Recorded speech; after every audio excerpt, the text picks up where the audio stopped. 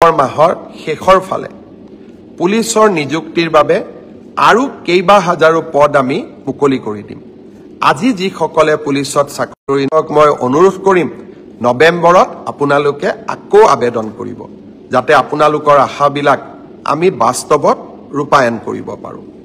প্ৰাথমিক শিক্ষাৰো ৫,০০০ পদৰ নিযুক্তিৰ প্ৰক্ৰিয়া সম্পূৰ্ণ হৈ যোৱাৰ লগে লগে বাকী থকা ৪,০০০ পদৰো নিযুক্তিৰ প্ৰক্ৰিয়া আমি আৰম্ভ কৰিম। অৰ্থাৎ অসমৰ যুৱক যুৱতীৰ সপোনবিলাক পূৰণ কৰিবলৈ আমি আমাৰ প্ৰচেষ্টা অব্যাহত ৰাখিম। ইয়াৰ মাজতে আজি ৰাতিপুৱা আমি এটা সুন্দৰ নতুন আঁচনি আৰম্ভ কৰিছোঁ। আমি ১ লাখ নিযুক্তিৰ যি আমাৰ প্ৰতিশ্ৰুতি আছিল সেই প্ৰতিশ্ৰুতি আমি নিজৰ প্ৰতিশ্ৰুতি নিজেই ভংগ কৰিলোঁ আৰু ২ লাখ নিযুক্তিৰ ফালে ধাৱমান হৈছোঁ। আমি অসমৰ নিবনুৱা যুৱক যুৱতীক দিয়া প্ৰতিশ্ৰুতি পূৰ্ণভাৱে পালন কৰিবলৈ পাই সঁচাকৈয়ে মই আনন্দিত।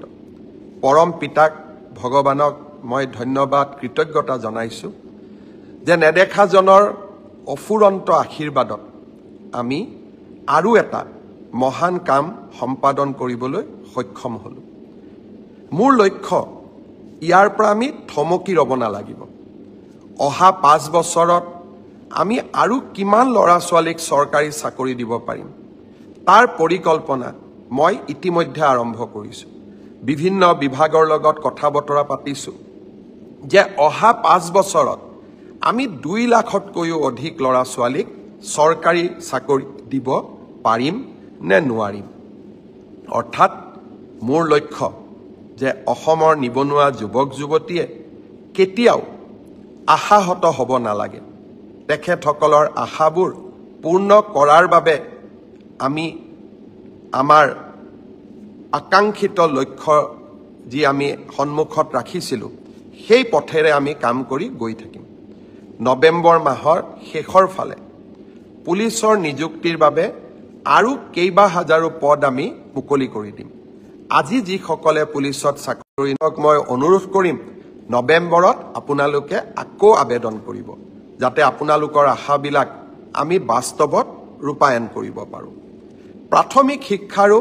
৫,০০০ পদৰ নিযুক্তিৰ প্ৰক্ৰিয়া সম্পূৰ্ণ হৈ যোৱাৰ লগে লগে বাকী থকা ৪,০০০ পদৰো নিযুক্তিৰ প্ৰক্ৰিয়া আমি আৰম্ভ কৰিম। অৰ্থাৎ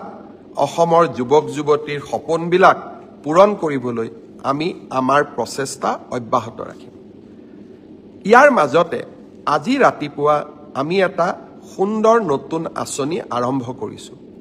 আঁচনিটোৰ নাম হ'ল CM ফ্লাইট। ফ্লাইট মানে বিমান নহয়, কিন্তু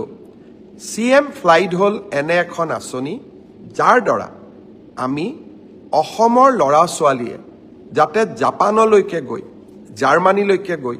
ছাউথ কোৰিয়ালৈকে গৈ চাকৰি কৰিব পাৰে তাৰ বাবে আন এখন দুৱাৰ মুকলি কৰি দিয়া। এডভান্টেজ অসম দ্বিতীয়ৰ সময়ত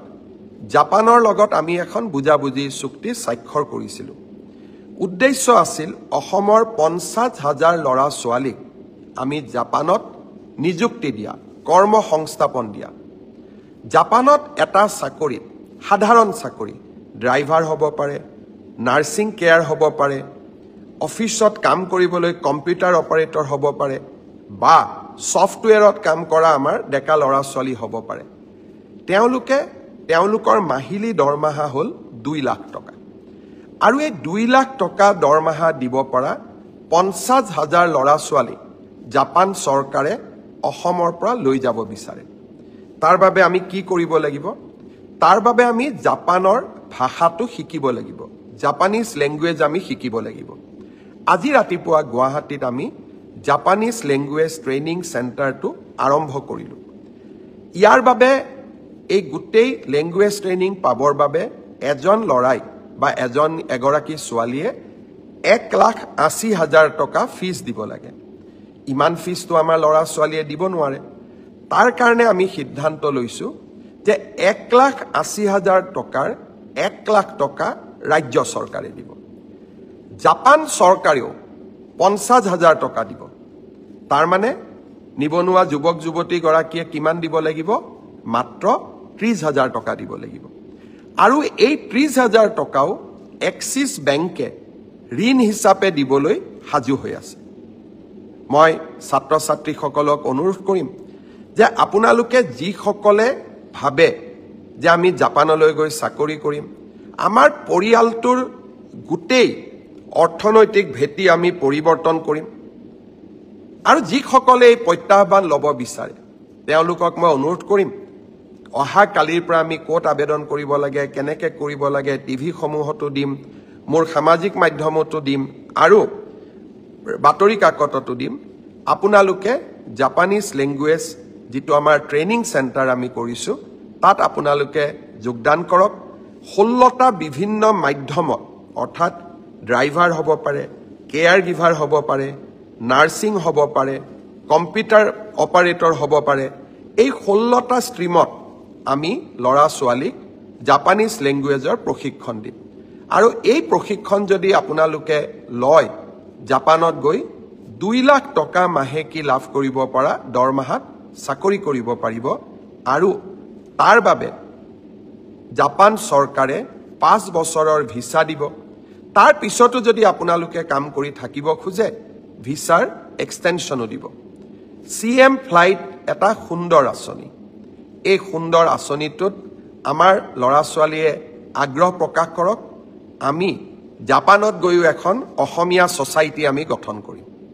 আৰু জাপানে অসমৰ লৰা ছোৱালীক বিচাৰে কাৰণ তেওঁলোকৰ জীৱন ধাৰণৰ পদ্ধতি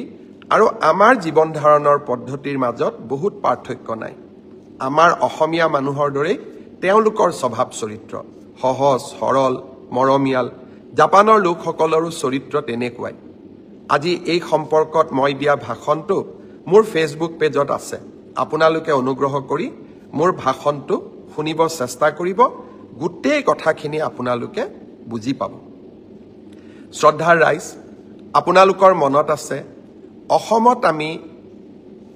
এপ্ৰিল মাহত প্ৰধানমন্ত্ৰী নৰেন্দ্ৰ মোদী ডাঙৰীয়াৰ উপস্থিতিত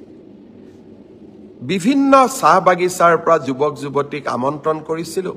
বিশ্ব দৰবাৰলৈ জুমুৰক লৈ যোৱাৰ বাবে সিদিনাখনে মই তেওঁলোকক প্ৰতিশ্ৰুতি দিছিলো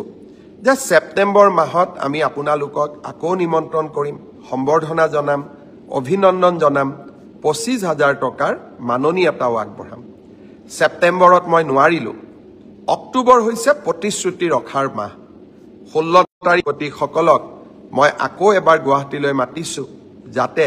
তেখেতসকলে কৰা সুন্দৰ প্ৰদৰ্শনৰ বাবে আমি কৃতজ্ঞ